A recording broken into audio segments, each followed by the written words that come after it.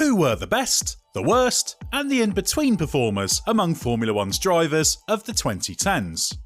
Well, you're about to find out thanks to our ranking of every single driver who raced in F1 from 2010 to 2019.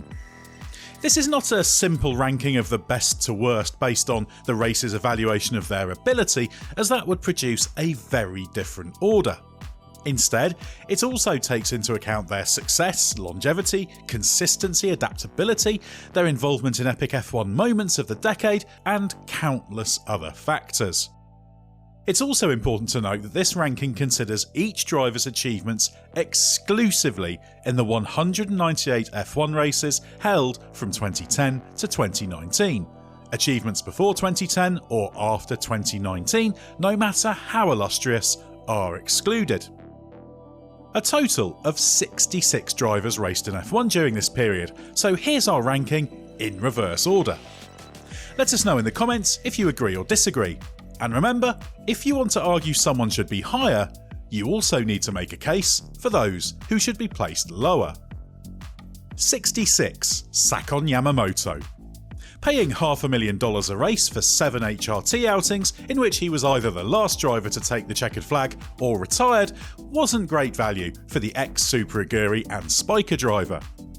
65. Christian Klein. The ex-Red Bull driver returned for 3 outings with HRT in 2010, 4 years after his last F1 start. He showed his class by outperforming teammate Bruno Senna on the first 2 of those weekends, but had little time to make an impact. 64.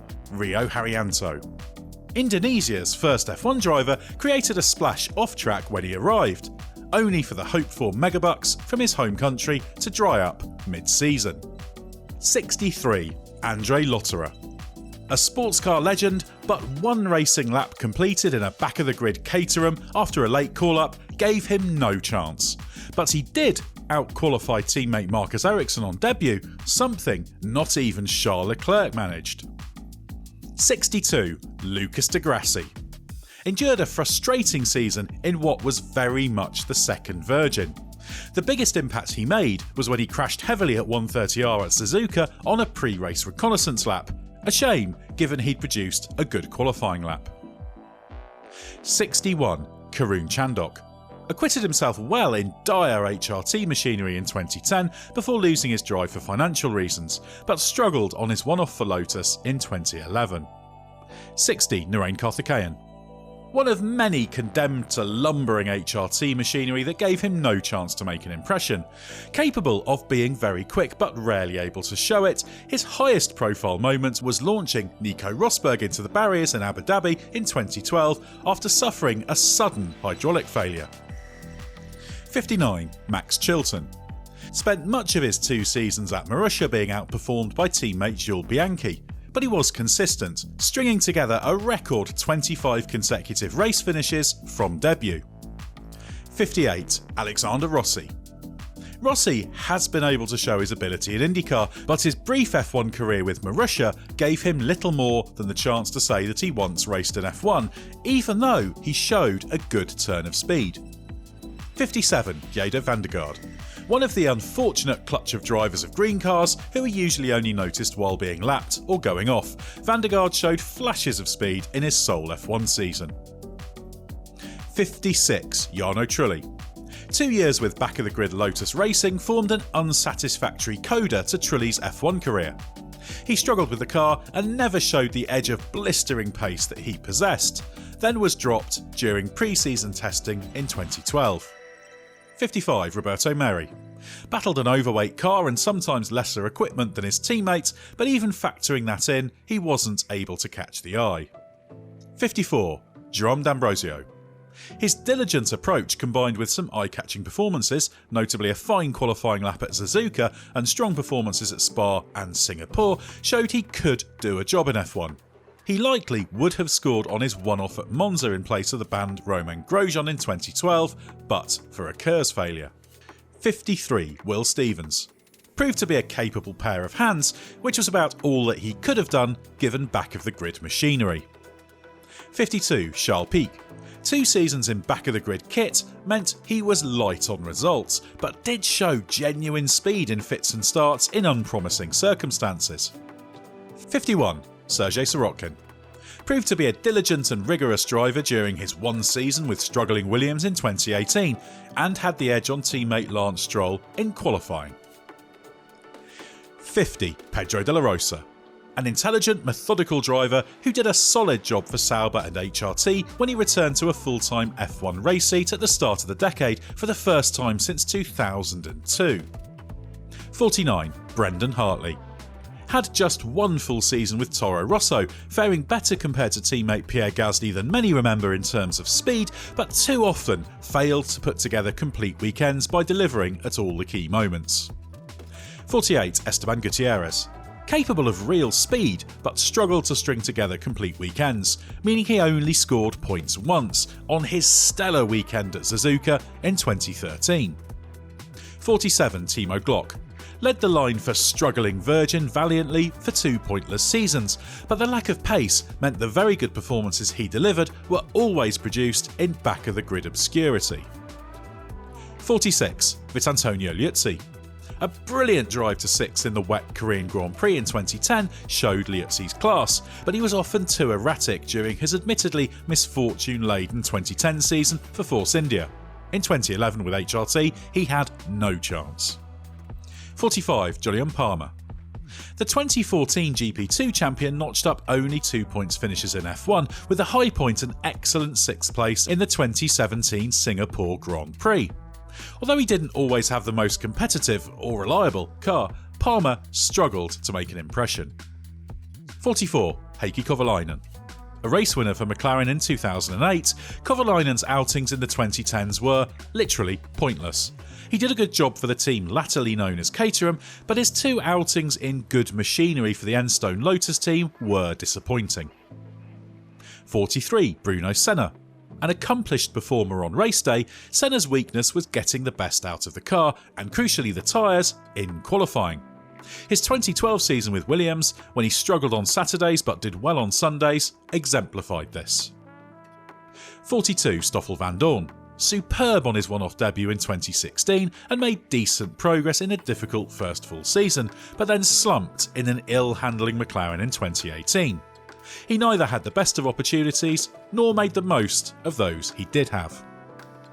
41. George Russell. No points in a woefully slow Williams, but in 2019 he did piece together a hugely impressive rookie season, save for his tendency to lose ground on opening laps. 40. Antonio Giovinazzi. When he got things together, he was faster than teammate Kimi Raikkonen in 2019, but there were too many mistakes that prevented him from being more than an occasional point scorer. 39. Jaime Alguersuari. When things came together, Alguersuari was capable of a very high level of performance. The trouble is, they didn't come together as often as they should have done, and Toro Rosso found him frustrating in and out of the car. 38. Marcus Ericsson. After a pointless year with struggling Caterham, Ericsson spent 4 seasons with Sauber. Another pointless year, 2017, was arguably his best, but in 2018 the arrival of Charles Leclerc finished off an F1 career distinguished by an aptitude for self-improvement. 37. Sebastian Buemi. Built a reputation as a decent technical driver with Toro Rosso, but couldn't do enough to convince Red Bull he was a candidate for promotion to its A team. 36. Pascal Wehrlein. Grabbed the attention with a strong rookie season for Manor, scoring a point for 10th in the Austrian Grand Prix, but didn't build on it as much as hoped in his second season. But he was unlucky to drop off the grid given the pace he showed and could have achieved a lot more in F1. 35. Felipe Nasr. 5th on debut in Australia was as good as it got for Nasr, although his drive to 9th in the wet 2016 Brazilian Grand Prix was arguably his high point. Had the fundamentals to be a very successful F1 driver, but it never quite came together for him. 34. Jules Bianchi. Bianchi was one of only 2 drivers to score points in machinery produced by F1's trio of new teams that arrived in 2010. His stunning drive at Monaco in 2014 stands as testament to what he might have achieved, but for that tragic day at Suzuka that ultimately cost him his life. 33. Nick Heidfeld. 2-part seasons amounted to Heidfeld's contribution to 2010's F1, although he produced the usual high level of performance before running out of options and heading to sports cars.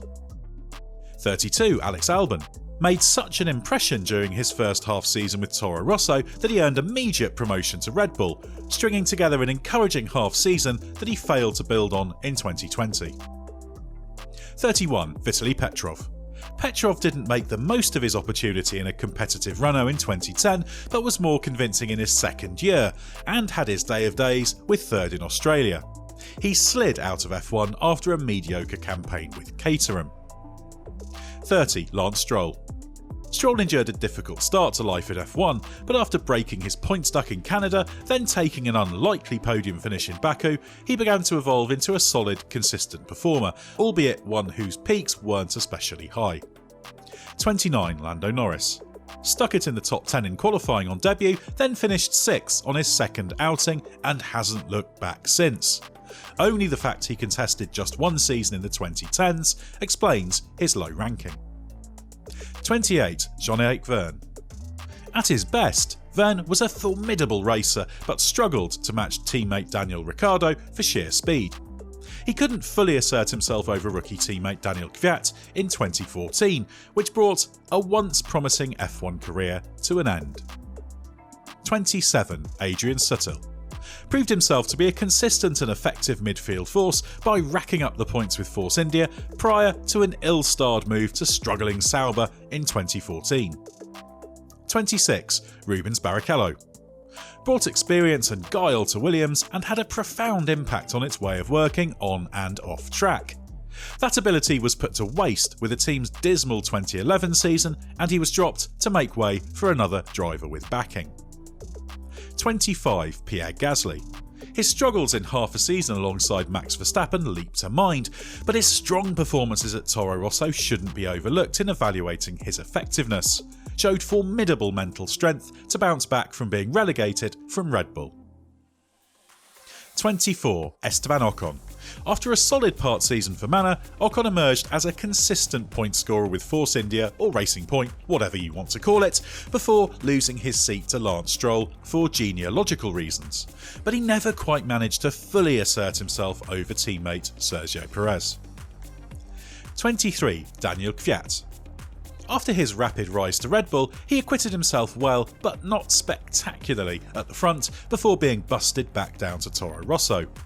He slumped after that and struggled badly up against Carlos Sainz, but performed well on his recall to F1 in 2019 and, at his best, was a very good F1 driver.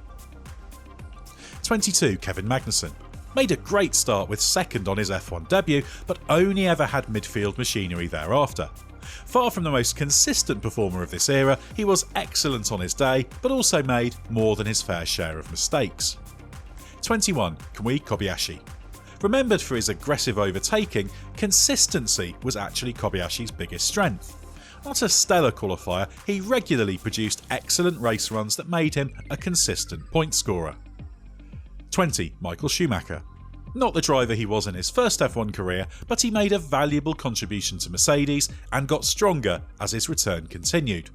Only took one podium finish, but don't forget the lost pole position lap at Monaco in 2012. 19. Paul di Resta. Di Resta was unfortunate to drop off the grid due to lack of budget after 2013, save for an emergency call-up for Williams in 2017, having proved himself to be a strong performer in F1's midfield. Had the ability to win races in a better car. 18. Carlos Sainz. Difficult campaign with Renault in 2018 aside, Sainz made good progress in the first 5 years of his F1 career, peaking with a strong first McLaren season in 2019. 17. Pastor Maldonado. Possessed of stunning car control and capable of producing incredible turns of speed, Maldonado was also one of the most unpredictable and erratic drivers to ever race in F1. His results were very patchy, but on the rare occasions the stars aligned, such as when he won in Spain in 2012, he was capable of great things. 16. Felipe Massa. Not a race-winning driver during this decade, but would have been without the infamous "Fernando is faster than you" team orders incident at Hockenheim in 2010. but he served Ferrari well, then was revitalised when he moved to Williams, taking podium finishes and even a pole position for the team. 15. Nico Hülkenberg. Forget his record for F1 starts without a podium finish, Hülkenberg was seriously quick in F1 and produced some stunning performances, including the famous pole for Williams at Interlagos in 2010, a challenge for victory there 2 years later, and a series of great drives in midfield machinery. 14. Romain Grosjean. Capable of being as fast as anyone, Grosjean racked up 10 podium finishes without ever winning a race, but came close on occasions. He was also capable of careless errors and inconsistency, which ultimately prevented him joining F1's elite in this period. 13. Sergio Perez. Scored 8 podium finishes during the decade, but never on the top step, despite coming close for Sauber in Malaysia 2012. He established his reputation as F1's king of the midfield after he moved to Force India following a difficult year with McLaren. 12. Robert Kubica. There were 2 Kubicas in F1. One excelled in Renault machinery in 2010 and produced one of the qualifying laps of the decade at Suzuka. The other was not capable of that level, but still overcame impossible odds to race at a decent level, with Williams, despite driving, as he put it, 70% left-handed thanks to the injuries sustained in a 2011 rallying crash. 11. Charles Leclerc. Went from struggling rookie to stellar midfielder to race winner and Ferrari team leader across his first 2 years in F1, quickly establishing a reputation as one of the fastest F1 drivers of the 21st century. 10. Valtteri Bottas. Underrated during his spell as Hamilton's wingman at Mercedes, where he showed how quick he was with a good qualifying record. But he was never able to make good on his ambition to be a title threat, despite being one of the decade's most dependable performers. 9. Kimi Räikkönen. Räikkönen lacked the edge of speed he had in his first F1 career, but after his comeback was a consistent performer at the front and capable of picking up the odd win on his day. But as his second Ferrari stint showed, he was no longer the driver he once was. 8. Max Verstappen. Cut his F1 teeth and then proved he was capable of taking great race wins, meaning he ended the decade awaiting his first shot at the World Championship. Deposed Daniel Ricciardo as Red Bull kingpin along the way as he laid the groundwork for the stunning success that was to follow in the 2020s that falls outside the time span of our ranking. 7. Daniel Ricciardo.